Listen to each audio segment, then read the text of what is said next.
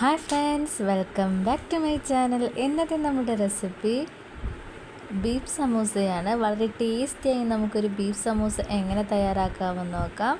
അപ്പോൾ നമുക്ക് വീഡിയോയിലോട്ട് പോകാം. അപ്പോൾ ഞാനിവിടെ ബീഫ് ഒന്ന് കഴുകി വൃത്തിയാക്കി എടുത്തിട്ടുണ്ട്. അതൊരു കുക്കറിലോട്ട് ഇട്ട് കൊടുത്തിട്ടുണ്ട്.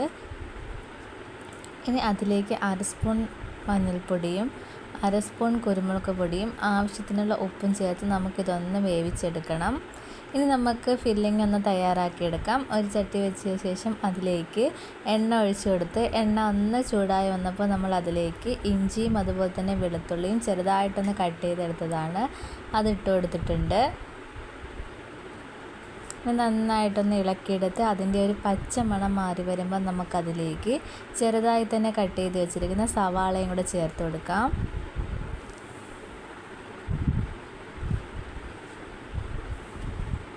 അപ്പോൾ സവാളയും കൂടെ ചേർത്ത് കൊടുത്ത് നന്നായിട്ടൊന്ന് ഇളക്കി കൊടുക്കണം.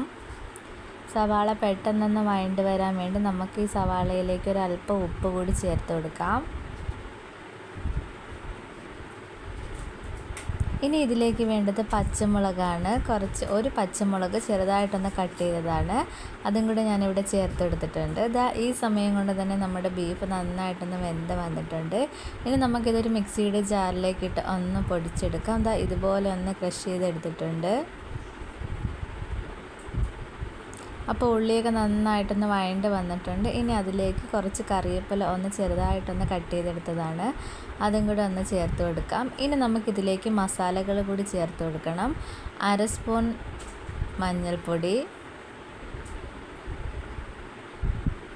1 സ്പൂൺ കുരുമുളക് പൊടി, ഒരു 1/4 സ്പൂൺ മുളക് പൊടി, 1/2 സ്പൂൺ ഗരം മസാല. ഇതെല്ലാം കൂടി ചേർത്ത് നമുക്ക് നന്നായിട്ടൊന്ന് മിക്സ് ചെയ്തെടുക്കാം. ഈ പൊടികളുടെയൊക്കെ ഒരു പച്ച മണം മാറി വരുന്നവരെ നന്നായിട്ടൊന്ന് ഇളക്കി കൊടുക്കണം. അപ്പോൾ ഇവിടെ നന്നായിട്ടൊന്ന് ഇളക്കി എടുത്തിട്ടുണ്ട്. ഇനി നമുക്കിതിലേക്ക് ക്രഷ് ചെയ്ത് വെച്ചിരിക്കുന്ന ബീഫ് കൂടെ ചേർത്ത് കൊടുക്കാം. എന്നിട്ട് നന്നായിട്ടൊന്ന് ഇളക്കിയെടുക്കാം. ഈ ബീഫിലൊക്കെ നമ്മുടെ മസാലയെല്ലാം നന്നായിട്ടൊന്ന് പിടിച്ച് വരണം. അപ്പോൾ ഞാനിവിടെ ഒന്ന് നന്നായിട്ടൊന്ന് ഇളക്കിയെടുത്തിട്ടുണ്ട്. ഈ സമയത്ത് ഉപ്പ് നോക്കിയിട്ട് ഇല്ലെങ്കിൽ നമുക്ക് ചേർത്ത് കൊടുക്കാവുന്നതാണ്.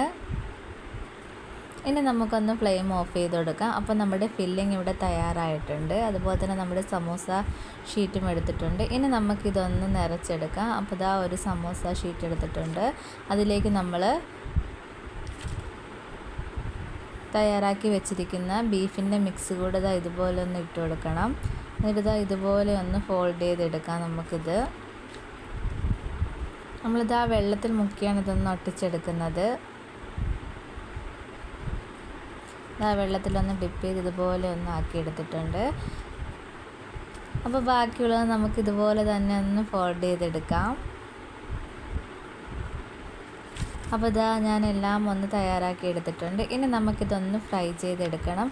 അപ്പോൾ ഒരു പാൻ വെച്ച് കൊടുത്തിട്ടുണ്ട്. അതിലേക്ക് എണ്ണ ഒഴിച്ചു കൊടുത്ത് എണ്ണ നന്നായിട്ടൊന്ന് ചൂടായി വന്നതിന് ശേഷം നമ്മൾ ഫില്ല് ചെയ്ത് വെച്ചിരിക്കുന്ന സമൂസകൾ ഓരോന്നായിട്ട് നമുക്ക് ഈ എണ്ണയിലോട്ട് ഇട്ട് കൊടുക്കാം.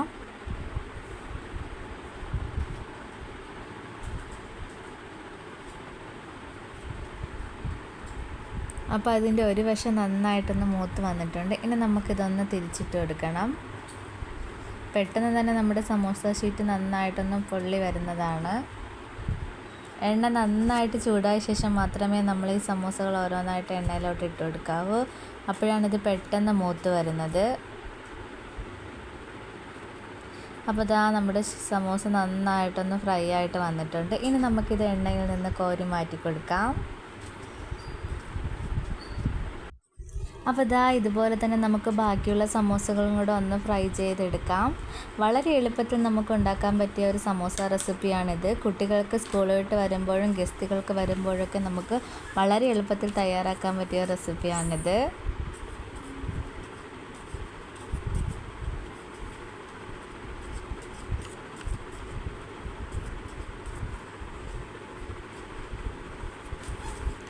അപ്പോൾ ഇവിടെ സമോസകളെല്ലാം ഒന്ന് ഫ്രൈ ചെയ്തെടുത്തിട്ടുണ്ട്. അപ്പോൾ നമ്മുടെ വളരെ ടേസ്റ്റി ആയിട്ടുള്ള സമോസ ഇവിടെ തയ്യാറായിട്ടുണ്ട്. ഒന്ന് ട്രൈ ചെയ്ത് നോക്കുക. അതുപോലെ തന്നെ ഫീഡ്ബാക്ക് അറിയിക്കാനും മറക്കല്ലേ. ഇഷ്ടപ്പെട്ട ചാനൽ ഒന്ന് സബ്സ്ക്രൈബ് ചെയ്ത് സപ്പോർട്ട് ചെയ്യുക. അതുപോലെ തന്നെ ലൈക്ക് ചെയ്യാനും ഷെയർ ചെയ്യാനും മറക്കല്ലേ. ഇതുപോലുള്ള ഈസി റെസിപ്പിയുമായിട്ട് ഇനിയും കാണുന്നവരെ bye and thanks for watching.